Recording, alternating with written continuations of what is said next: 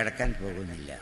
സമത്ത, ആ സമത്ത അത് സത്യപ്രധാനമാണ്, ഹക്കിൻ്റെ മാർഗമാണ്. ആ സമത്തയുടെ ഒപ്പം നിൽക്കുക. പ്രശ്നങ്ങളുണ്ടാകും, എല്ലാ കാലങ്ങളിലും പ്രശ്നങ്ങളുണ്ടാവും.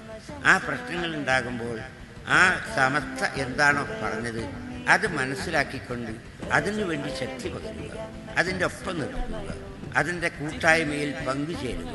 ഇതാണ് സാധാരണക്കാരായ നമ്മളൊക്കെ ചെയ്യേണ്ടത്.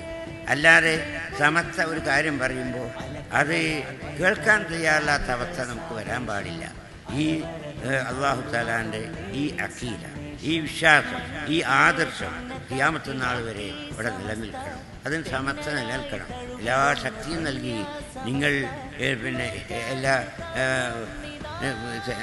ശക്തി പകരണമെന്ന് നിങ്ങളോട് ആവശ്യപ്പെട്ടുകൊണ്ട് ഈ കഴിഞ്ഞു പോയ മഹാന്മാർ അവർക്ക് നമുക്ക് കാണിച്ചു തന്ന ആ ശരി വഴിയിലൂടെ അള്ളാഹുവിൻ്റെ ദീനിന് വേണ്ടി സേവനം ചെയ്യാൻ, അഹ്ലുസുന്നത്ത് വൽ ജമാഅത്തിന് വേണ്ടി സേവനം ചെയ്യാൻ, സമസ്ത കേരള ജംഇയ്യത്തുൽ ഉലമാക്കും അതിൻ്റെ കീഴ്ഘടകങ്ങൾക്കും സേവനം ചെയ്യാൻ അള്ളാഹു നാം